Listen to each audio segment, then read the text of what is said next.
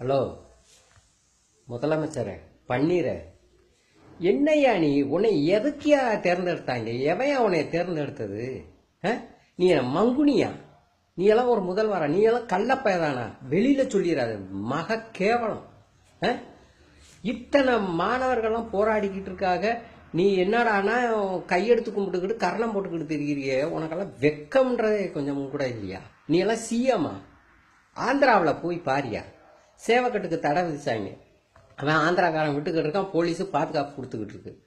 முடிஞ்சா பாடுறான்னு நீ வந்து களத்தில் இறங்கி நடத்தி பாரு. ஜல்லிக்கட்டை நடத்துங்கடான்னு ஒரு வார்த்தை சொல்லு. நடத்துறோம். நடத்ததுக்கு அப்புறம் அது என்ன போகும்? பதவி போகுமா? பதவி நாங்கள் கொடுத்தது. மோடி பைய கொடுத்தானா? மோடி உனக்கு கொடுத்தானா? பதவி கொடுத்தது நாங்கள். எங்களுக்கு அவன் எடுத்தானா திருப்பி எங்களுக்கு கொடுக்க தெரியும். நீ அலங்காநல்லூரில் ஜல்லிக்கட்டை நடத்து, வாடிவாசலில் ஜல்லிக்கட்டை நடத்து, சரியா? நடத்தினதுக்கு அப்புறம் உன் பதவி பறிபோனா நாங்கள் உங்களுக்கு அந்த பதவியை தர்றோம். நீ அப்போ கைகூப்பி வா. நீ ஒன்றும் மேடை ஏரியெல்லாம் ஓட்டு கேட்க வேண்டாம். எங்கள் ஓட்டு உனக்கு விழுகும். ஆனால் மவனை நீ அந்த இதுக்கு போய் அங்கே அவன் சொல்லலை, சுப்ரீம் கோர்ட்டு சொல்லலை, அவன் பேப்பர் இல்லை, பேனாவில் மைய இல்லை, தீர்ப்பு எழுத முடியலை, கிழவனுக்கு வைத்தால போயிடுச்சு, அவன் வரல, மோடிக்கு காது கேட்கல, இப்படியெல்லாம் ஏதாவது காரணம் சொல்லிக்கிட்டு தெரிஞ்சேன்னு வை, அவ்வளவுதான். இத்தோட அரசியல் வாழ்க்கை. அப்புறம் அந்த டீ கடை விட்டுட்டு மறந்துருப்பேன்னு நினைக்கிறேன், டீ ஆத்துறத மறுபடியும் அதை ஞாபகப்படுத்திக்க. அந்த வேலை இன்னைக்கு கன்ஃபார்ம் ஆயிரும். ஏன்னா அப்புறம் கம்பத்தில் போய் டீ ஆற்ற வேண்டியதான். சொல்லிட்டேன்.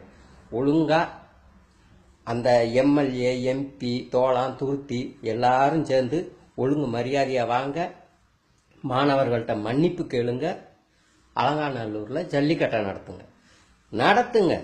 எங்கள் ஆதரவு ஓட்டு இளைஞர்கள் நினச்சாங்கன்னா எதை வேணாலும் மாற்றுவாங்கன்னு பார்த்துக்கிட்டு இருக்கீங்கல்ல, பார்த்துக்கங்க.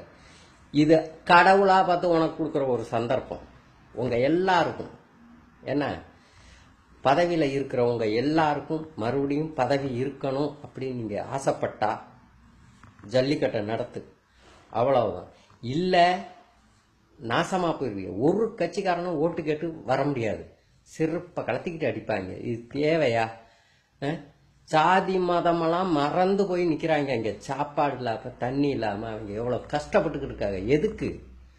தன்மானம், தமிழருங்கிற உணர்வு, கலாச்சாரம் போயிடுமேனும். நீ தமிழன் இல்லை, வேட்டி தானே கட்டுற?